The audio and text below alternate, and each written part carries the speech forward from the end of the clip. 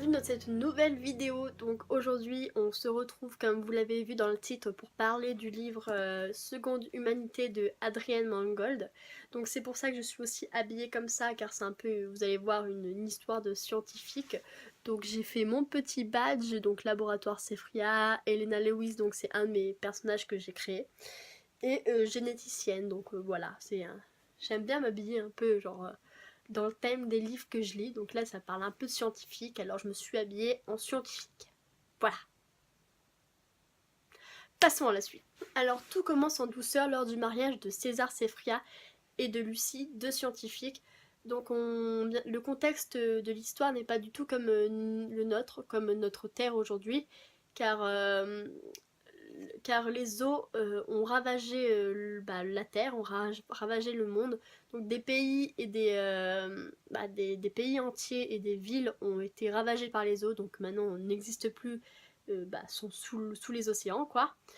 Et du coup les humains ont dû s'adapter à ce nouvel environnement et ils ont construit des mégalopoles en hauteur, donc ils vivent sur des mégalopoles perchés car ils doivent bien vivre quelque part. Et la technologie n'est pas du tout comme la nôtre car elle est beaucoup plus avancée car ça se passe un peu dans le futur, vous voyez, avec les trains qui survolent, enfin, vous voyez un peu le truc. Bref, le lendemain du mariage, César redescend de son petit nuage car un virus s'est échappé de son laboratoire à cause d'une inattention de son ami et collègue Samuel Nérion qui a fait visiter le laboratoire à son filleul Claude Octavia, oui c'est son prénom, Claude Octavia. La descente en enfer est vraiment très rapide car la maladie Octavia, donc c'est Claude Octavia et la maladie Octavia. Donc je vous laisse deviner qui est-ce qui a fait libérer ce virus. Et du coup c'est la maladie Octavia avance à grande échelle et elle décompose les chairs. En gros elle décompose, bah oui, les chairs. Et rien ne semble pouvoir arrêter cette maladie. Donc César qui est jugé par la population comme étant l'instigateur de ce virus et en même temps le seul homme à pouvoir exterminer cette maladie. Mais est-ce qu'il y arrivera? Oui, non, peut-être, on ne sait pas. C'est alors qu'il commence à baisser les bras que César se rappelle d'un étrange colis qui lui a été livré lors de son mariage, donc d'une personne inconnue. Donc dans ce colis, il y avait un manuscrit donc, et une lettre dans laquelle était écrit comme quoi César allait tuer, assassiner cette mystérieux auteur. Donc il est quand même intrigué et lorsqu'il n'arrive plus à trouver aucun remède, il décide de se plonger dans ce manuscrit. Donc alors dans ce manuscrit, on se retrouve avant l'après Grand Bleu. Donc le Grand Bleu, c'est quand les eaux ont ravagé le monde. Donc on se retrouve à ce moment-là, quand certaines villes étaient encore debout et certaines étaient sous l'eau, et où pas mal de gens vivent désormais sous l'eau dans des sortes de capsules. Je pense que c'est des capsules comme ça d'ailleurs. Voilà, ils vivent là-dedans. Donc on se retrouve quand même avant la seconde humanité, donc avant que la seconde humanité existe. Et à cette époque-là, le soleil n'existait pas, enfin s'il existait, mais il était caché sous une épaisse couche de population, donc les gens ne voyaient plus le soleil, les fleurs ne poussaient plus, l'herbe non plus, les arbres non plus, car sans soleil, il n'y a plus de végétation, donc vraiment c'était un monde très austère maintenant, où l'oxygène était payante car à cause de la population, il y avait de moins en moins d'oxygène, donc les gens se battaient pour en avoir, pour pouvoir se payer de l'oxygène qui était extrêmement cher, donc pas mal de personnes mouraient car ils ne pouvaient pas se payer d'oxygène, donc voilà. Et il y a deux clans qui se sont formés. Il y a ceux qui essaient de trouver une solution pour enlever la population et ceux qui font plutôt avec la force, qui pensent que le monde est perdu et qui font du mal pour pouvoir se garder de l'oxygène que pour eux, quoi. Donc une guerre a éclaté et dans cette guerre on se demande qui va gagner et qui va pas gagner.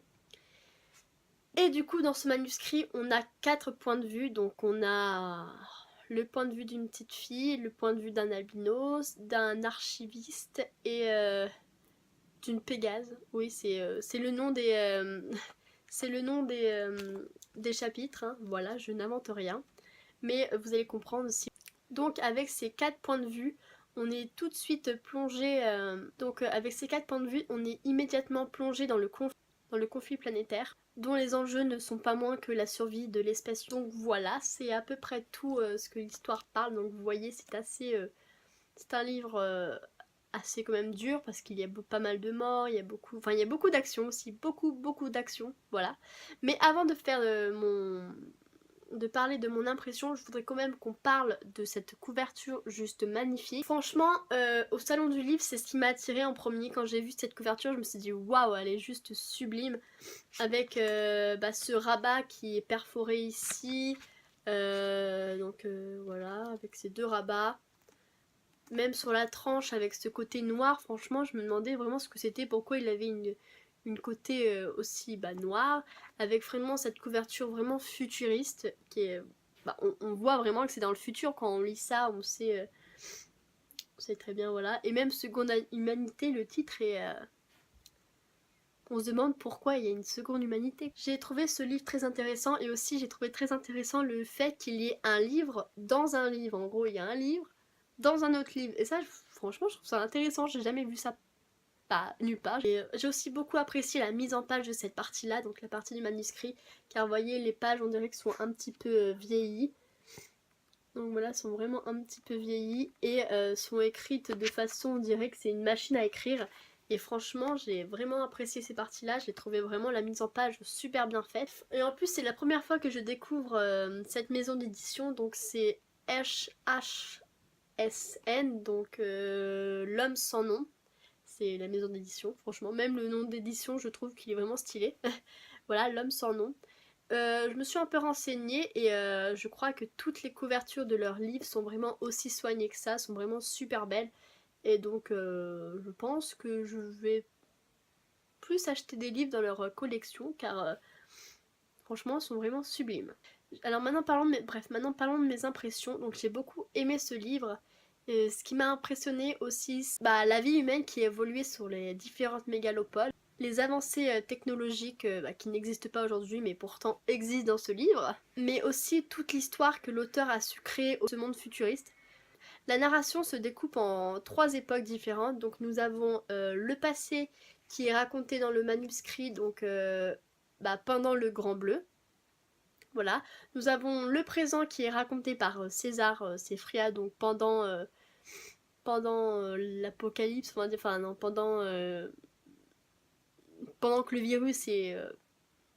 pendant le virus, quoi. Et nous avons le futur qui est raconté par un inconnu, donc on ne sait pas du tout qui c'est. Et ces parties du futur, on les retrouve à chaque début de chapitre. Donc dès le début du roman, Adrienne Mangold m'a transportée avec sa plume poétique et très élégante, oui, parce qu'il y a vraiment des phrases qui étaient vraiment magnifiques.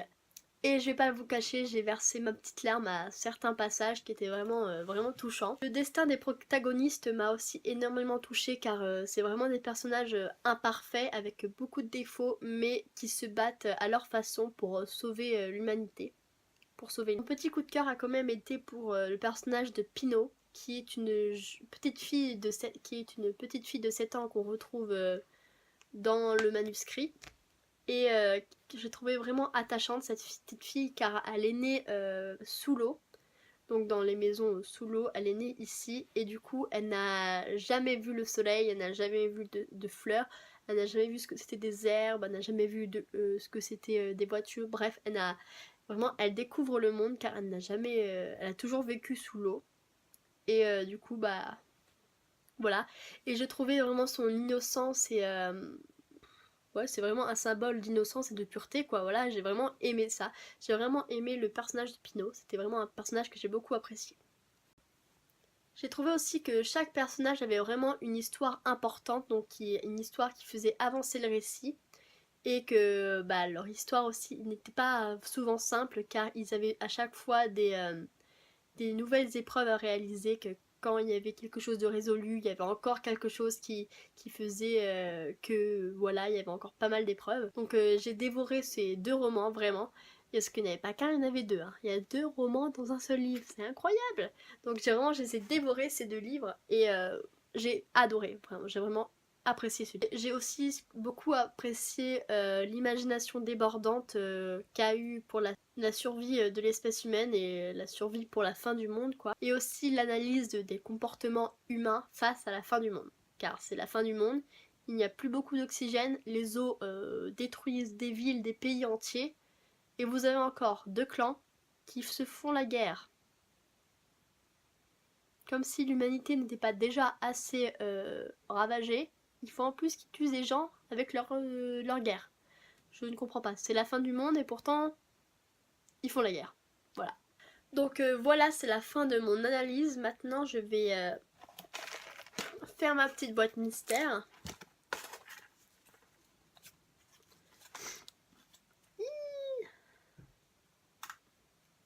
Oui, en plus j'hésitais, je me dis, bon, si je pioche un livre que j'ai pas trop envie de lire, je lirai le journal d'un vampire, et je viens de piocher le journal d'un vampire, donc ça veut dire que vraiment je dois lire ce livre, voilà. Donc journal d'un vampire tome 2, donc je sais pas vraiment si je vais faire une vidéo dessus, car c'est le tome 2 quoi. Donc si je fais une vidéo dessus, je risque de spoiler un petit peu le livre, hein. Voilà. Donc je vais voir, je vais réfléchir profondément. Donc voilà, c'est la fin de cette vidéo, j'espère qu'elle vous aura plu. Moi en tout cas ça m'a fait plaisir de le faire et j'ai mis aussi extrêmement de temps à faire le petit film, donc j'espère qu'il vous a plu. Donc voilà, pareil, le petit film, j'ai trouvé ça dans pas mal de films, donc le film aussi Infection, donc c'est voilà, Contagion, donc des films avec plein de maladies, des films avec des gens en quarantaine, bref, un peu le thème de ce livre aussi. Aussi j'ai trouvé ça dans San Andrea, donc c'est un film avec un énorme tsunami, donc voilà. Donc d'où les trucs d'eau. Aussi la petite fille que vous voyez dans le film, c'est dans The Original, donc qui est la fille de Klaus Michelson, si vous connaissez pas. Voilà. Après je crois que c'est tout. Oui. Ah, il y a le labyrinthe aussi, bien évidemment. Bah oui, il y a des scènes du labyrinthe. Et voilà, c'est tout. Oui, c'est tout, j'ai rien oublié. Donc le livre que je lirai prochainement, c'est Le Journal d'un vampire tome 2. Donc une fois ce livre lu, je vais voir si je vais faire une vidéo ou pas, sachant si ma vidéo va ou non spoiler le premier tome. Donc je verrai. Sur ce, je vous dis à la prochaine pour une autre vidéo. Et ciao ciao. Ti, ti, ti, ti, ti, ti, ti, ti.